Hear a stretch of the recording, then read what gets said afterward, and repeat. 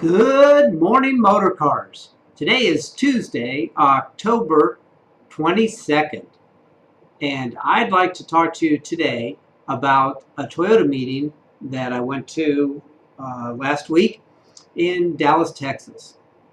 The meeting was a 20 group meeting, which is a meeting of 20 different service managers getting together to discuss their sales and services and some great ideas. During this meeting, we had a speaker, and the speaker's topic was pet the dog. And this topic really stuck with me, and I'd like to share it with you. The speaker's name was Chris Collins, and Chris Collins is an avid bulldog lover. He has 2 bulldogs, and he got them from a bulldog breeder, the best in California. He loved his bulldogs. The bulldogs were his children. He's had them for 8 to 10 years. During this time, he noticed one of the bulldogs starting to lose some color and started to have a lump on its side. So he went to the veterinarian, and the veterinarian said, Chris, unfortunately, this is beyond my scope, and you need to see a specialist. Fortunately, here in Los Angeles, there's a bulldog specialist. So Chris makes the appointment to go see the bulldog specialist the next Friday at 10 a.m. He and his wife and the bulldog arrive at the veterinarian, the specialist, and they sit there. They get there at 10 a.m. for their appointment. And they sit and they wait patiently. Finally, it's almost 12 o'clock, and the receptionist comes out and says, unfortunately, the doctor's still in emergency surgery. Why don't you guys go to lunch and come back? By the time you're back, the doctor should be available. So they go to lunch, and they come back.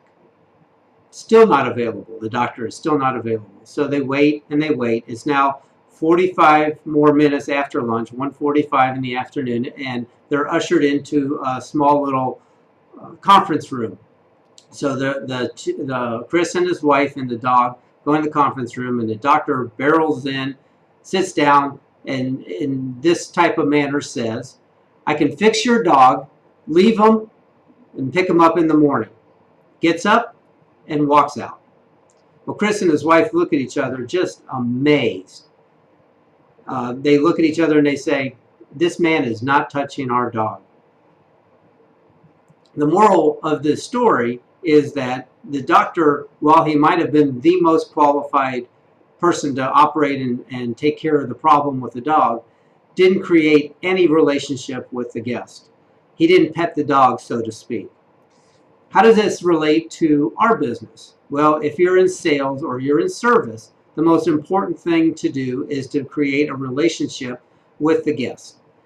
During service, we'd like you to go out and meet the customer at their car. At their car, you're going to notice car seats, baby seats. You're going to notice stickers on their windshield. You're going to notice the condition of the car. You might see a hockey sticker on the vehicle. So you can talk to them about their playing of hockey. You might notice a Cleveland Browns sticker. It's at this point that you're creating a relationship. People buy from people they like and they trust. So if you're making recommendations as to a new car or a used car or a service, and you've created some sort of relationship where you care about the person and you care about them more than you care about your sale, then you will be successful. So the whole premise of Chris Collins' speech was petting a dog. And we can relate this to almost any activity that we participate in, any restaurant that we go to, any time you go to buy a ticket at a movie theater. If people are friendly and are nice, you're going to feel a lot better about spending your hard-earned money. So my story today ends that we need to all pet the dog, understand how important it is to get up, meet and greet the customers at their vehicle where they're the most comfortable. Thursday is our clam bake, and I hope everybody comes in costume. There's some great prize money, and everybody needs to do their best to beat Brad. Birthdays, one birthday at the body shop, Steve Karkoka, and happy birthday to you, Steve. A couple things in history. 1962, this was the day of President Kennedy announcing the air and naval blockade of Cuba in the Cold War with Russia. And this time period was about 13 days, and it was very serious and almost created another world war. Fortunately, this was all averted, and we went on to dismantle, or Russia went on to dismantle the missiles in Cuba, and we dismantled ours that were facing Russia. So the other thing that happened that I noticed in 1962, red dye was eliminated. It was found to be cancer causing. So I hope everybody has a great day, and we'll talk to you next time.